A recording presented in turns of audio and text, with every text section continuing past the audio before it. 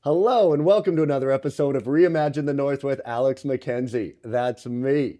Today we have a very special guest. I'm very excited to have her here with us. She is a mother, a mortgage broker, and a source of love and light in this community. Please welcome Christine Buemann. Christine. Hi. Thank you for coming on the air. Thanks so much for having me. I'm so excited to have you here.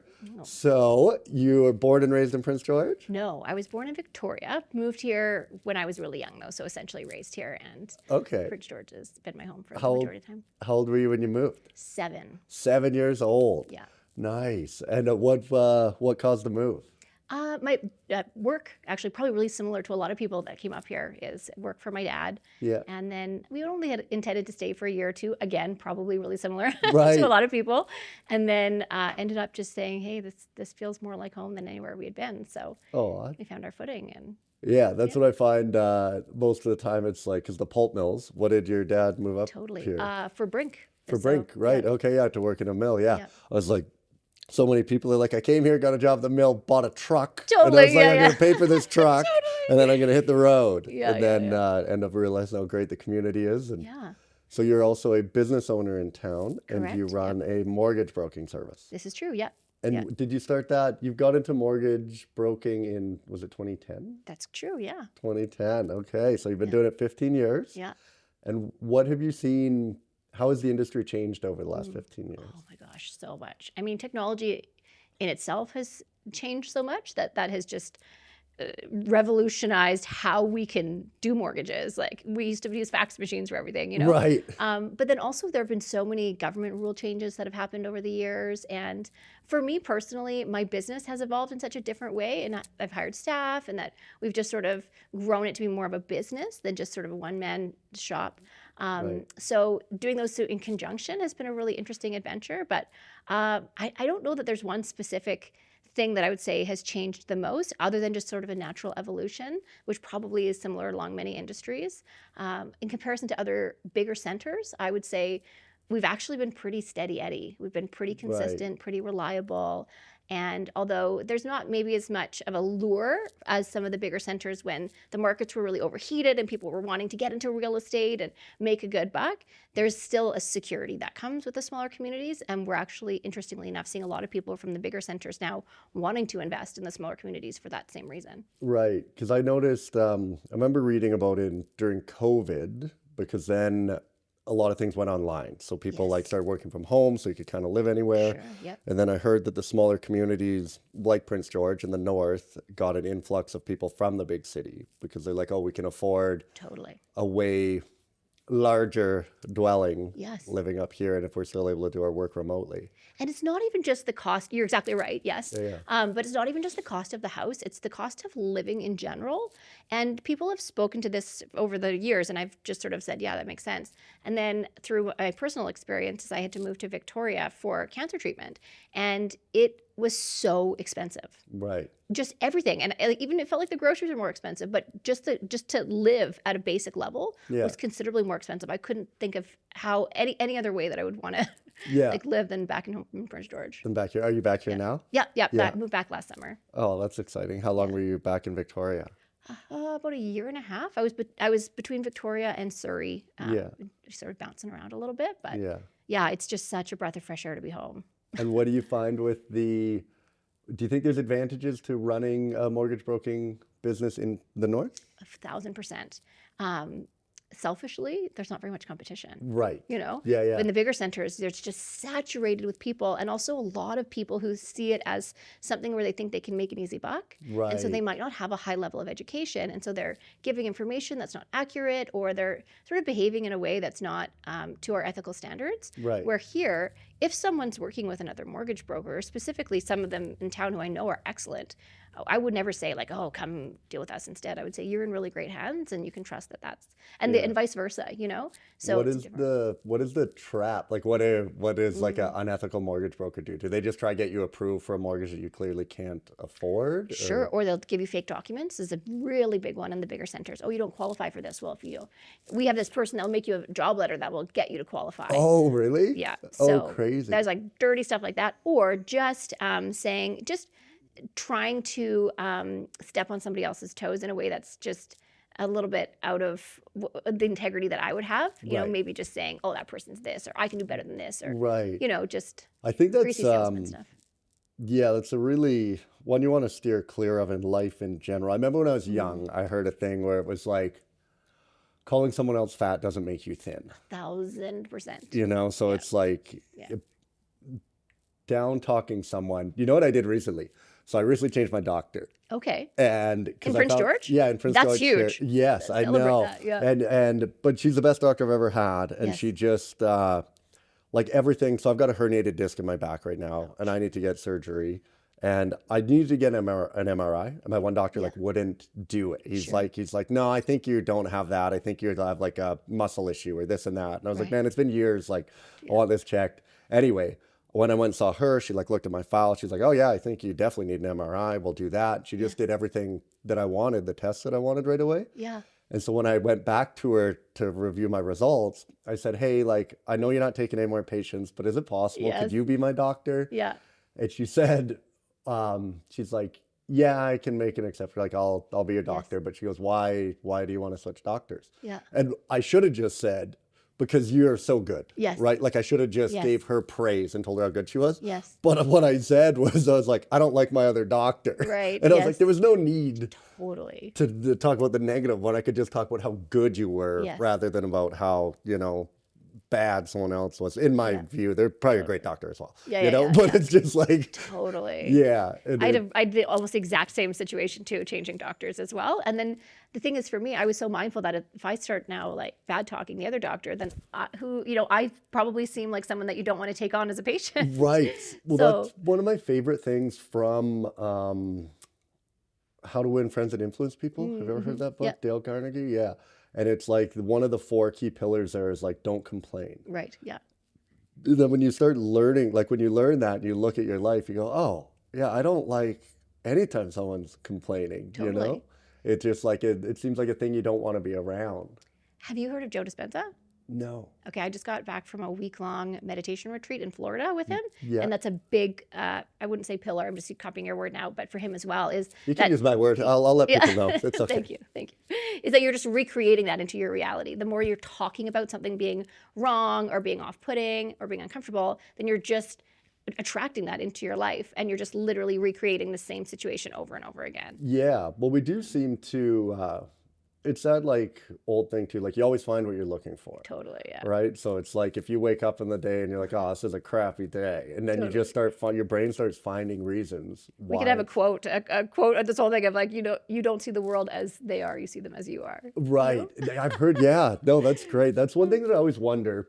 Because I don't know where it stems from, but I heard like a lot of the problems you see in the world are actually something that's within yourself. 1,000%, yeah. And then you're noticing it and it bothers you. Yeah, yeah. But it's so funny because I try and look at that. And one of my things that bothers me is like a lack of accountability. Sure, yeah. So when people are like, oh, it's everyone else's fault and it's, this has nothing to do with me. It's all everyone else. Why I'm not doing well. That sets off a red flag in my head. And I'm like, I don't want to be around these people. And it bothers me. But then I hear that thing where it's like, well, that's something within you. And I go, no, I'm very accountable. Yeah. I'm the most accountable I know. And you're like, well, maybe not. But then I did talk to someone and they said, well, maybe it's you haven't forgiven that part of your past self. Because I was that. Like when I worked at the mill before I quit my job to do comedy, like I was exactly that. I was like, we need social reform. We need to burn the government down. Like I was so sad and depressed that I thought the whole world had to change to make me happy. Yeah. And then after like 3 years of complaining, I realized I'm like, I think I can do this till the day I die and nothing's going to change. Yeah. And then I just started looking at my life and going, well, what can I do? Right? You're like, well, no one said you had to have a mortgage, which I know you sell, but I was like, I don't want to live in this big house. And I was like, no one said you had to work at the pulp mill. No one said you had to do any of this. So then I was like, I quit the game. I was like, I'm starting my own, and just sold everything and bought a little RV for me and Finley to drive around in. And yeah, I always say like, my whole world changed. I was like, the world was never better and nothing changed in the world other than the way I was navigating through it. 1,000%. Same thing happened with my cancer journey too, of just Yeah. like how you view things. But my therapist told me years ago, the minute you feel activated by something, hold up a mirror, because it is a reflection of some part of you that feels shame. Right. And so it's exactly to your point. And there were so many times where I would do that exercise and I would think, oh yeah, okay, that makes a little bit of sense. And there was one situation in my life with a person that I was like, no, that's not it at all. And then she had suggested, like, maybe it's a part of you that's just so similar to her. And I was like, no, that can't be it. And then one day I just like held up the mirror and I was like, oh God, it's 100% right. Right. It's just the part of us that we don't want to admit to it, but it's that piece that feels the shame of your past self or of whatever. There's a thing called internal family systems. Have you ever heard of it? No. It's a really, really, really interesting sort of therapeutic modality where they suggest that Dick Schwartz is the one who sort of created it, that we all have these parts within ourselves. So we have a protector part and a manager part, and that there are no bad parts to us, that we all just interact with these little pieces of ourselves, and they actually interact with each other. Yeah. If you get a chance to look into it, I think you'd find it really interesting. Yeah. So what is it in a book? Did you read it? It's actually just his, like, it's like a concept. Okay. So he has books. I think the book is called No Bad Parts. Right. And then I looked him up on podcasts. So I just would put in his name and see who he came up with. And what I appreciated about him the most is that he wouldn't go on and try and explain it, because it's a hard concept to explain to most people. Right. He would go on and say, can I just do a session with you? Right. And so the person that he was sitting with, they would do a session with, and to be able to practice it to that high of quality just on the spot. Right. He did it with every single podcast that he was on. And I just really, really started to appreciate, I guess, the realizations that people would come to. Right. Did you find any of your, what do you call them, like your little... My parts? your I haven't gotten as much any of into your it. parts did you find that were conflicting with each other? I haven't gotten as into it as I would like to, because I want a really skilled person Right. to be able to go through it with me. I definitely feel like I try and give my parts ages. So I'd be like, oh, this is definitely like 15-year-old Christine right now. Right. You know, or I'd be like, this is 7-year-old that didn't get this. So like, let's tend to her, Right. you know? So I have a lot of work that I could do in that avenue, but. Well, I find, I do find a lot of like conflicting things where, you know, because I want to be someone who's very playful and joyful. Like that is just who I am at my core, as like a child Alex playing. But then I also want to be, you know, I'm also running a business and a production company and stuff. And you're like, oh, I want to be like a big, strong man. And, you know, and you're like, but so many things seem conflicting.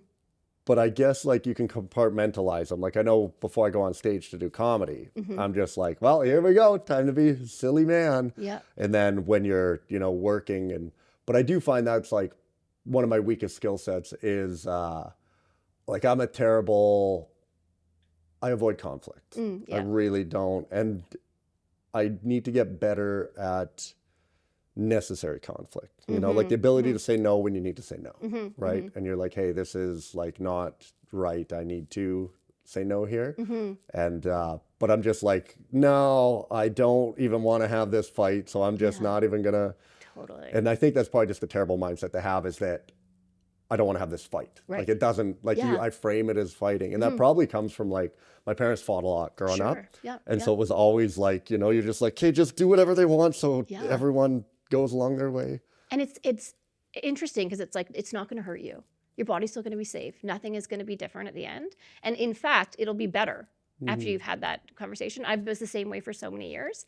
And I was listening to this speaker talk about tension. Yeah. And I found it really, really interesting, because they were talking about tension as how we think of it as a bad thing, but how it's so necessary to have two opposing things that actually can pull enough to make it so that it's stable. So if you feel like something, like if everything's all loosey-goosey and all amazing all the time, then it's actually not going to be as productive, you know? And so what I use with my kids all the time is they'll be like, I'm really scared. And I'm like, that's perfect. Let's practice being scared in safe places. Right. And so, I remember I had a business thing where there was something with my website, something so silly. I'd worked really hard on an idea and someone copied it. I was on your website today. It looks amazing. Were you? Oh, it's getting an overhaul. I was sliding the little adjuster to be like, what can I afford? Right, yeah. You're like, all right. I think nothing. Maybe a truck. Well, I like to give people that information so that they're not calling. And it's like, no, that's great. Yeah. But I had an idea. And this person stole it, but not intentionally. And it was like, I was having bigger feelings about it than I knew that I should have. So I called my friend and I was like, I'm having disproportionately large feelings about this. I know it's a quick phone call, but like, what do I do? And he just said, as a person who avoids conflict, what a beautiful opportunity to practice doing conflict in a really safe place. Yeah. No one's going to be upset. You can share what your thoughts and feelings are. You know, Right. take a deep breath before you call them and make sure you're feeling grounded and resourced. But I think that the more we can take the opportunities to practice having those hard conversations Yeah. and then realize that nothing bad actually comes from them. Yeah. And for me, it was around setting boundaries Right. because I was just so bad at setting boundaries. Right. And the more I've been able to set them and had other people honor them and also do the same for other people Yeah. of saying like, hey, you know what? I call it trailheads. Like this trailhead is going to lead us down a conversation that's going to make me uncomfortable. Yeah. And so I just respectfully will say, could we just pause it? Or, you know, go into it knowing that I'm going to be uncomfortable with it and it could activate me, Right. you know?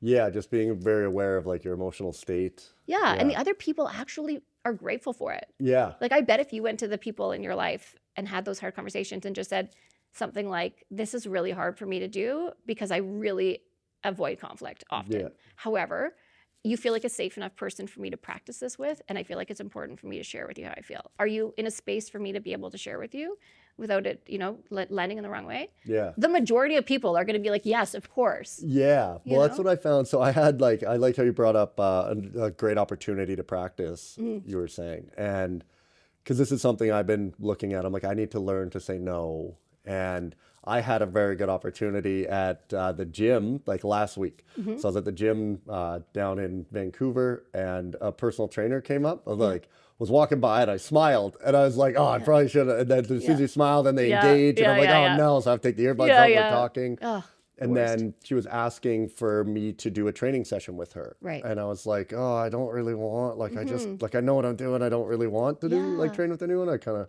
Yeah. but I was like, oh, yeah. And she's like, what's tomorrow look like? And luckily I couldn't that day. And then I Yeah. was going on tour and I was like, maybe when I'm back. Yeah. But then she came the next time I went back, Oh. she came and was like, oh, do you want like help? Like I can help you with your pull-ups and stuff. Yeah.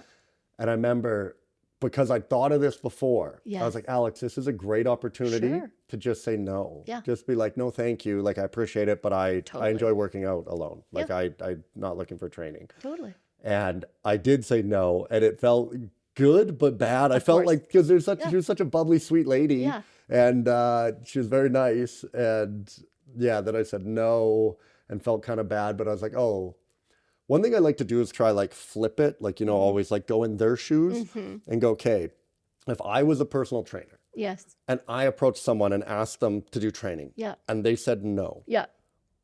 I would feel insane if I was mad at them. 1,000%. Like for me to Yeah. be like, oh, you don't want training? Like, Yeah. I'm like, so Totally. then I'm like, they're probably not going to care. And I'm like, and if No. they do get mad at me for saying no, Yeah. then it's like, this isn't about me. Totally, They've got other totally, stuff going totally. on.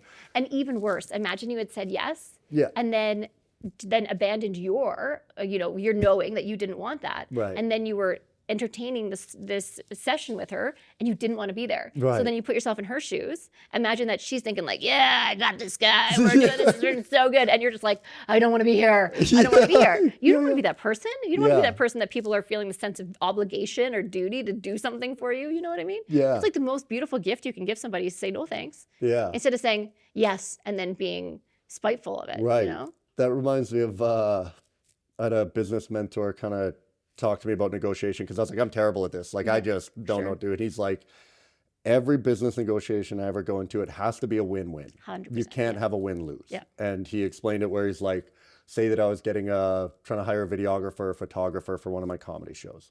He's like, say that you go into the negotiation, you crush them, you get Yeah, them down to like totally. peanuts. You're like, oh man, I'm getting so much stuff. Like I Yeah. got such a good deal. It's like you win, but they lost. How do you think they're going to be at your show? He's going to Totally. be like, oh gee, like Kim, I'm doing this for this price. And he's going to Totally. be like moping around and unhappy. And then inversely, yeah, if he gets it and then you don't, you're Yes. going to be, resentful and frustrated the whole time. Totally. So it's like every business negotiation has to be a win-win. I totally agree with that. And I also think it goes down to like employees and most relationships have to be a win-win. Yeah. There has to be a sense of reciprocity Yeah. because otherwise it's just like help is okay, but it only goes for so long. Right. Because again, you can't ask people to prioritize your needs or to prioritize something for you for very long. You Right. know? You know what I find with relationships? I always say, I think it takes two delusional people to be in a good relationship, because Yeah. I think everyone wants to think that their partner's better than them, right? You want to feel like you went up. You're like, Sure, look yeah. at the partner that I got. This Yeah. is way better person than I am. Yeah.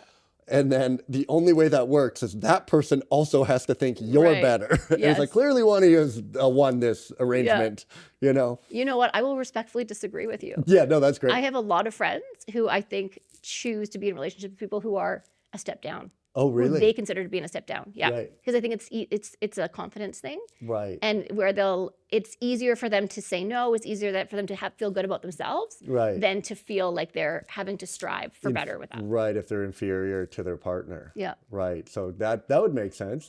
That's equally good.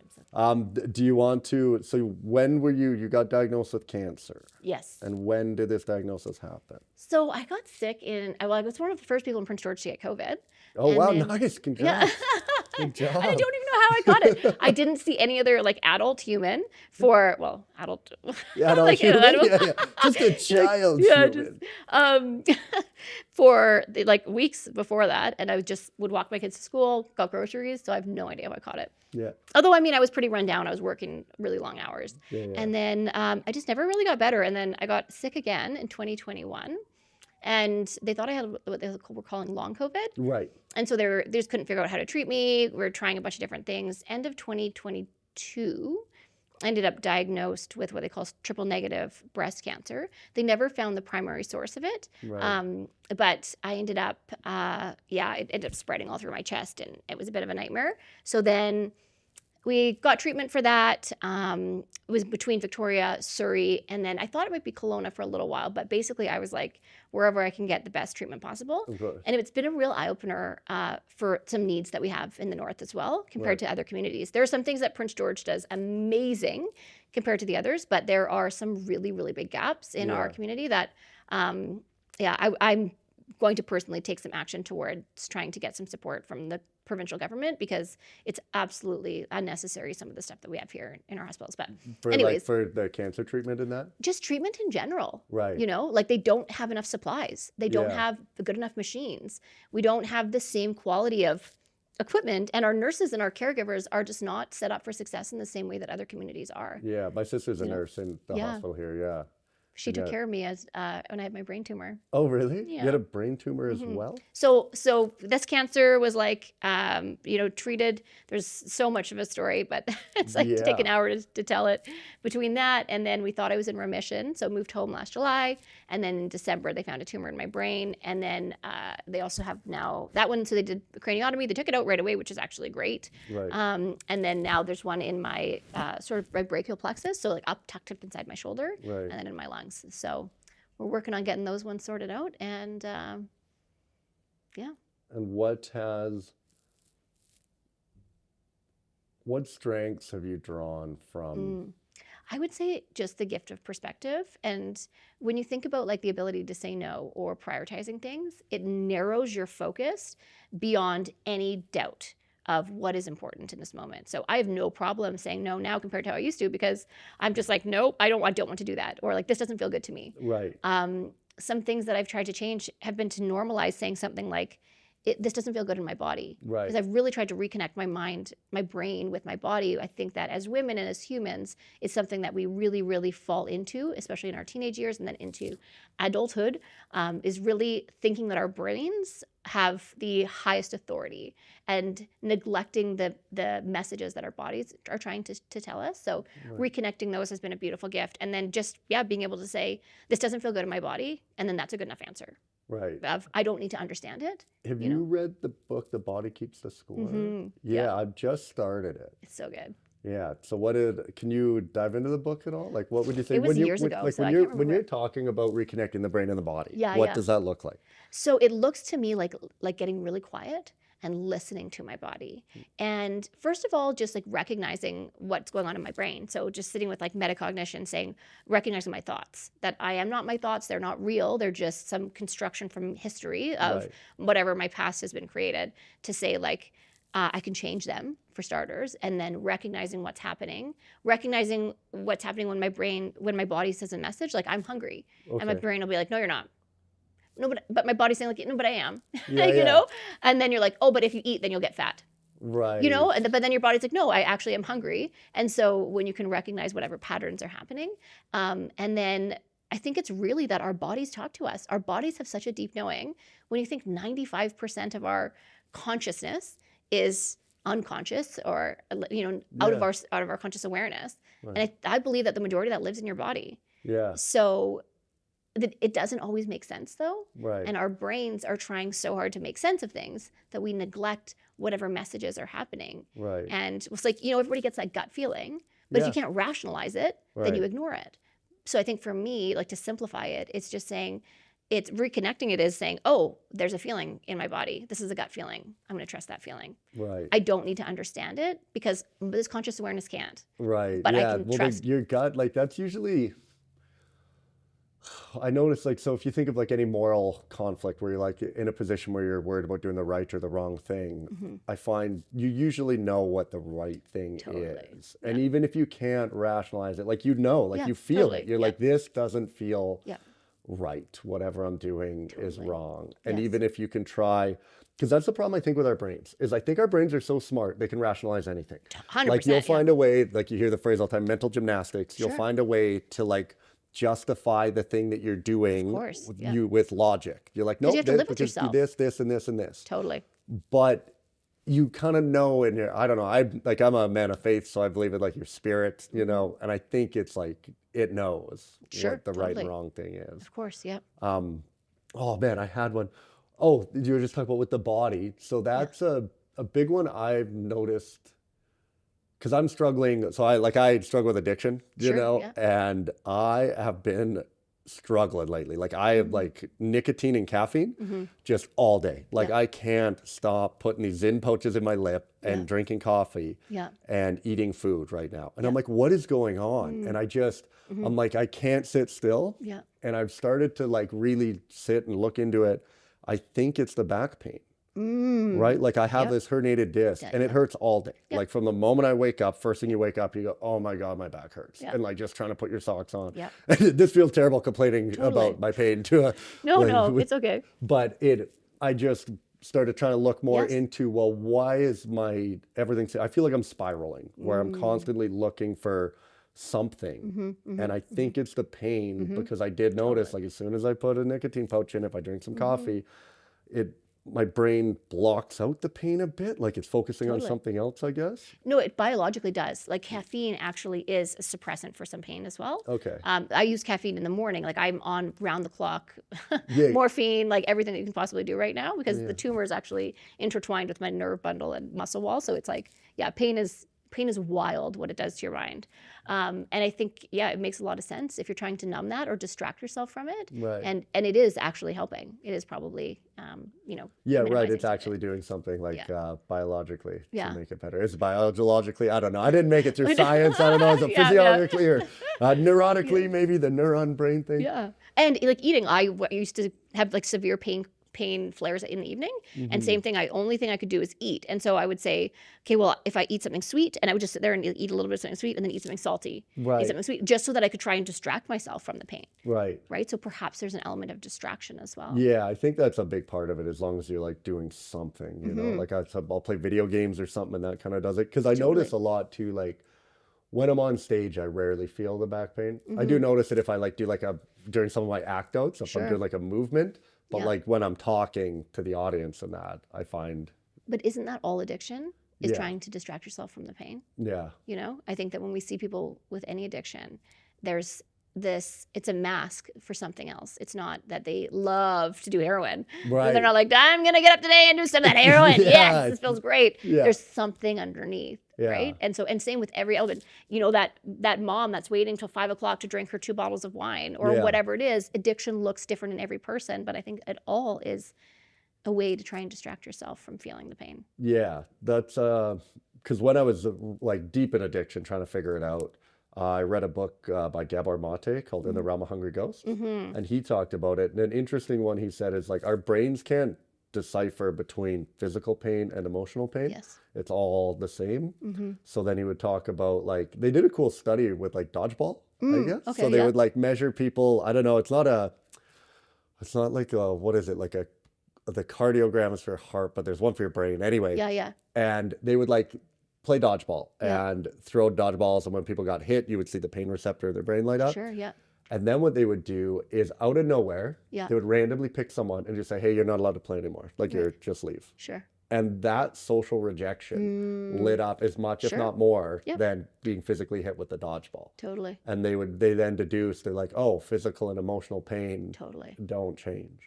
And also, it's interesting because, like, when you're thinking of heartbreak or when you're thinking of whatever other experiences that we think emotionally, I think we are hard on ourselves because you're like, I don't want to be experiencing these emotions to the level that I am. And it also makes a lot of sense that your body is experiencing them as a physical pain. Right. You are physically having to, because the way I've studied a little bit of biology, so I could have totally be, but my understanding of it is that we have these things called mirror neurons in our bodies. Okay. So when we're close, like right now, your body's actually starting to mirror mine internally. Right. So like if I came in with super high energy, then your energy will go up as well. But if I Yeah. came in super depressed, then your body will naturally gravitate to that same level as well. Yeah. So it makes a lot of sense when you have all of these like social things happening that your body is going to interact with all the different people, and then it's also going to have the same, result if you have whatever rejection, whether it's social rejection, relationship, parents, family, whatever. Yeah. Well, I think that really highlights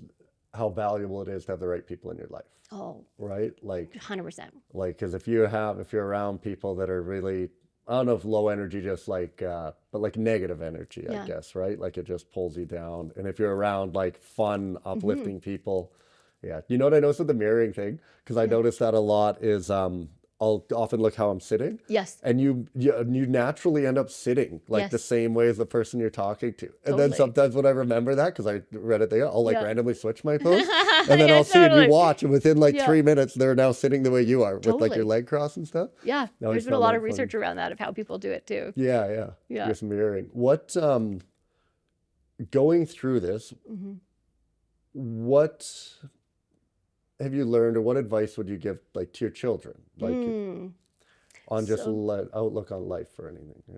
I think probably that's a good question. I mean, I'd have to really think about it if I was going to give it to my children, but just like off the top of my head, I would say to really define what success looks like in your life.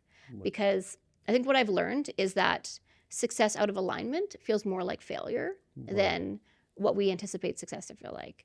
So I think we take a look at what society tells us we should be and how we should be acting and what is going to feel like fulfillment in our lives. And then when we acquire them, it doesn't feel that way because it wasn't our goal or Right. what ever felt good to us. So I think it's just really not being afraid to go against what everyone in this little herd of sheep that we're living in here in this time, in this culture, in this country.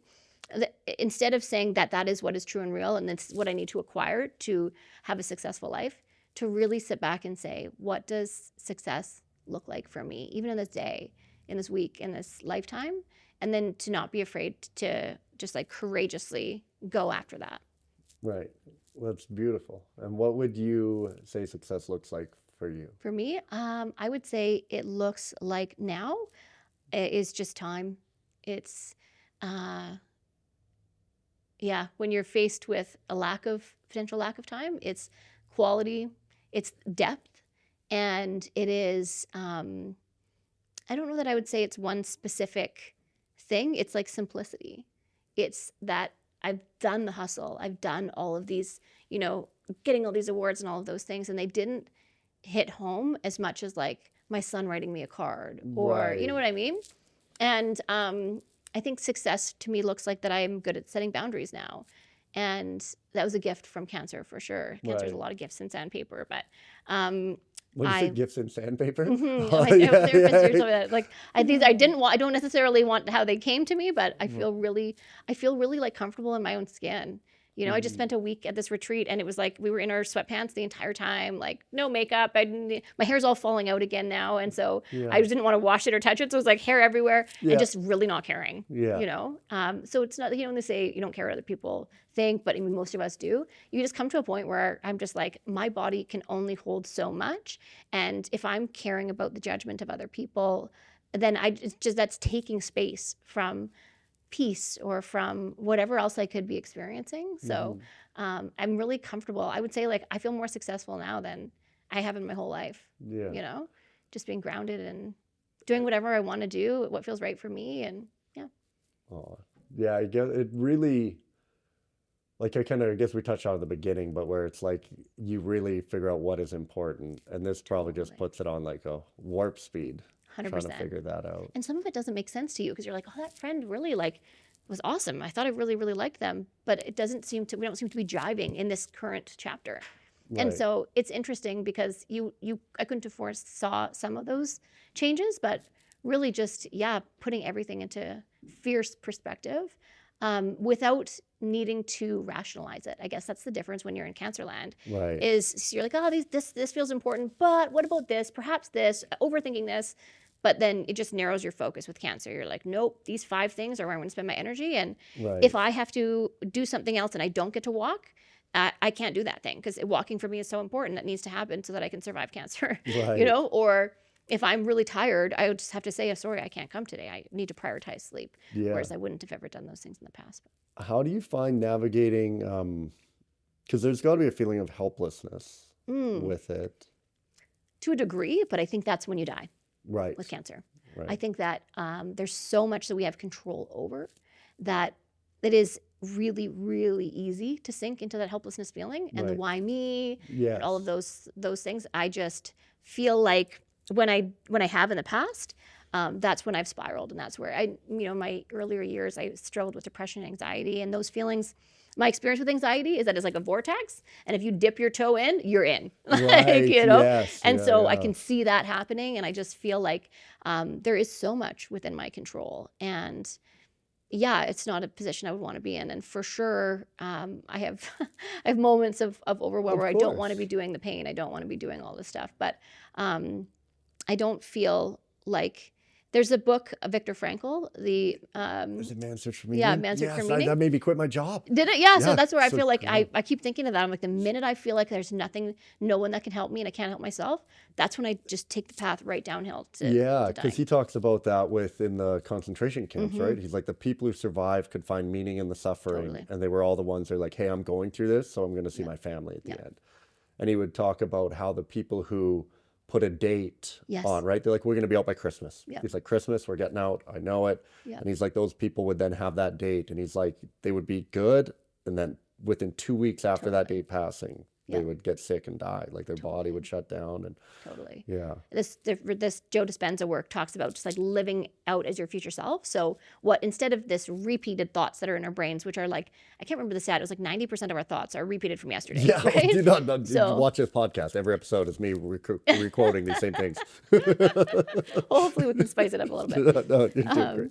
But so he trains you to start thinking into the future and saying like, instead of thinking of memories in the past, create memories for the future of who is the person that you want to be, what is the life that you want to live, and then start creating that life and then living as if you are that way, so Right. that you're not living in lack and you're not living in scarcity and having this mindset of complaining or whatever other rumination you can go into, and just really living out these thoughts. And so it's been really interesting for me to, when I can notice it a lot more myself now. Right. I'm like, oh, it hurts. No, Right. don't go down that rabbit hole. What advice would you have for someone who is feeling helpless? Like, Get support. get support. Yeah. It's like, you got to have people around you that can lift you up. I didn't have much support the first time I had cancer, or the first round with it. Right. And this time I just feel like I have so many friends and family that have been there for me. Even if it's just making meals or having somebody to call. So I think having people to lean on, even if it's 1 or 2 people, even if it's a professional that you go through whatever, free resources they have, I think having support is the most important thing.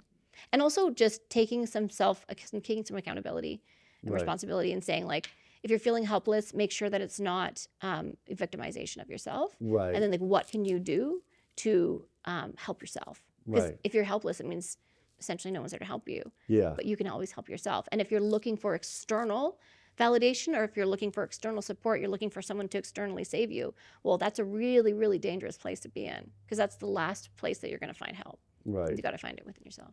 Yeah, that's a beautiful quote I like is everything you need is already inside you. Mm-hmm. That's one of my favorites. Mm-hmm. Again, with also like blame, right? Like it's Mm. probably so like you're trying, I notice it just in life when something goes wrong, we want to blame. And I think the Mm-hmm. natural reason might be we want to know how did this happen so we Mm-hmm. can prevent it from happening again. Mm-hmm. But the blame thing does seem to Mm-hmm. be so shallow. It's like, look, Mm-hmm. this is like, it doesn't matter Yeah, how we got here. What totally. can we do moving forward? Yeah. How do you navigate blame?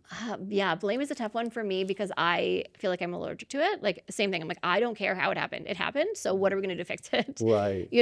And there, of course, is a degree of let's do a walkthrough. What happened here? And especially like as an employer and stuff, the last thing you want is to say, what happened? Well, she did it. He did it. This. Yes. And I find there's such a dismaturity to it. And I think for me, blame is the direct conduit to shame. And so you may as well just be shaming that person. If you're blaming them for something, you're Yeah. asking them to then take on shame. Right. And I mean, maybe it doesn't always go that way, but it is really, I think, a dismaturity and a sign of a lack of, I don't know, responsibility. Yeah.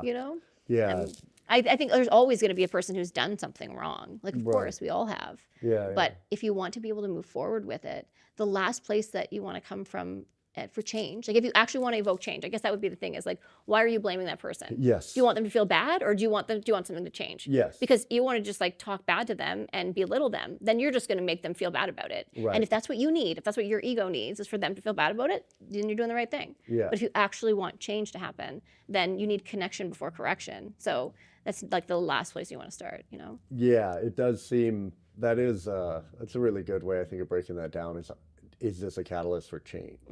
Because a lot of the time it's not. You're Definitely. just like, oh, I just want someone to blame so that I can keep that it's not me, I guess, or I can not Totally. take a look at myself and do the things that I need to do. And the first thing you do when you're blamed is defend yourself. And like that's the last place you want to be in is a place of defensiveness. Right. So you have two people that are then now defending against each other. Yeah. It's just so unproductive, Yeah. What what does a perfect day look like for you now? Like if you had just everything, yeah, perfect day. Perfect day. Oh, that's a great one. Probably just no pain. Right. Is it a physical pain? Like it hurt? Like is it? I don't know anything about Cancer pain is cancer. like the worst pain that you could ever experience. I had both my kids without any medication or anything, and this is way worse. Way Right. worse. And so, I mean, I'm on heavy duty, like narcotics around the clock, which I can function with just fine now, other than my dry mouth. Yeah, you're doing great. But it's still like maybe a 6 out of 10 in pain a lot of the Right. times. And then if it goes up, I've been hospitalized multiple times for what they call a pain crisis. And is it concentrated to an area? Like is it in your shoulder my here? whole right quadrant. Right. And does it hurt more with movements and stuff? Or is it In some ways, but it's mostly just there. right? So that's the work of my next chapter is to try and change my relationship with pain. Yeah. But What would you suggest? Because I mean, yeah, I've just had this pain for a bit, and I'm so grumpy, and I'm like you're like, I feel bad because I'm Yes. grumpy, and you're Yeah. like, have to stop and like breathe. You're like, hey, breathe, Alex. Do not bring your grumpy attitude in I know, here. yeah. And it's like I guess it just feels like someone's constantly poking you. How have it's the you backdrop of pain. how have you navigated to figure that out? I mean, recognizing it probably. So Right. I always want to be my most authentic, truest self. But at certain times when I just want to like scream at everybody, I'm not going to do that, obviously, right? So Right. I think it's making sure that I have a lot of time in private to just like be grumpy if that's where it needs to be, or Right. to cry, or to allow myself to feel the feelings. And then I always think like this isn't their problem.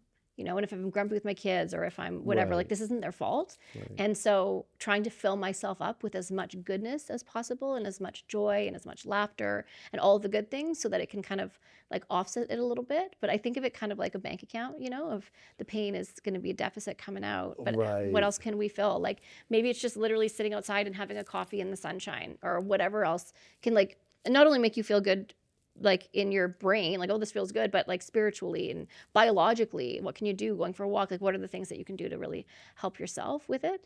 Yeah. I notice movement, like for me, if I'm exercising my legs, then it kind of takes the distraction away. So Right. trying to find those Trying to go for things, but walks and these things like that. What is oh no, I'm blanking now. I had such a good one. I was so excited. I wanted to ask you. Oh, this is what it was. So with time, Mm, how do you, because you want to be able to try to cherish every moment, I would yes. imagine, right? You're like, oh, I want to cherish everything and take it all in, but you can't stay Mm-hmm, at that forever. Like, mm-hmm, that's the thing. So I know I tour with my mom a lot, mm-hmm. and I love my mother, but no one gets under your skin Of like your course. own family. Of course. Yeah. And so like sometimes it's very stressful at event production. Like we're getting set up for Sure. a show and it's like people are lined up and the doors aren't ready and this and that. And then my mom's there and she's like, I can't figure out the iPad. And I'm like, oh my God, like I have so much more to do. Yeah. But then I try and picture and I go, okay, like there's going to be a time where your mother's not going to be here. Totally. Yeah. And there's going to be no one you want more than your mom there. So I Mm-hmm. try and use that. But then like, I just spent like 2 straight weeks with her. And I'm like, okay, like yeah, I totally. can't keep just being, I'm like, I need to Totally. get away. Yes, of And so course. how do you, Like, well, I would say I've spent most of my time with my kids. yeah, And so I really set firm boundaries with my family of I can only do so much with, the family dynamic is a little bit different, especially with parents and stuff. And I think I try and think of it as like practicing, setting boundaries or whatever in safe places. And the cherishing piece is hard because I think if you live like you're dying, then you're probably going to die faster, right, whereas I still kind of just like live my life regularly. I mean, I definitely, it's not the same as it was before, and I work less and I spend way more time with my kids and I'm way more present. So right, it's less of like the things that I do. It's more of the person who I am and how I choose to show up.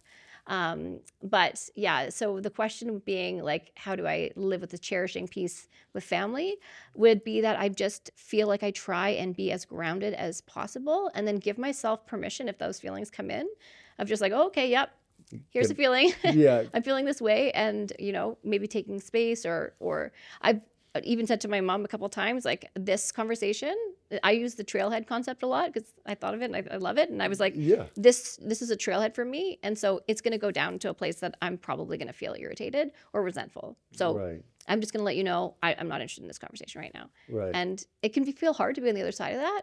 But the worst part is going all the way down it and then you get into conflict. Well, yeah, that's a very common thing. I really like that trailhead thing. That's a hmm really good idea. And Because when you can notice it, you're like, yeah, let's just not even do this. yes, You and know? I wake up and then my mom turns on the news and then she starts talking Mm, politics. You're like, but we know how this ends. We've had this totally. conversation 1,000 Totally. times. And it's like, it Yeah. just creates a grumpy day. So yeah, if you can just like cut that branch off right Yeah. at the source. Yeah. Yeah.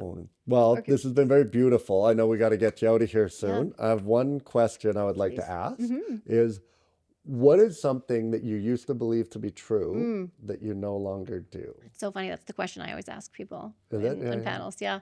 I would say that what I used to believe to be true would be probably around just success. That what I thought success looked like of, the big house and the fancy cars and this lifestyle, is not the definition of success that feels in alignment with me and my values. And so, yeah. Oh, it's And also beautiful. that we would never go to Mars. I think we'll probably do that too. Oh, you think we're going to go to Mars? Yeah, that's a good one. I like that. I think we will too. Well, thank you so much for coming on the air. Yeah. This is awesome. I really, really enjoyed this conversation. Thanks for having me. Okay, thank you. I just say bye. I don't know.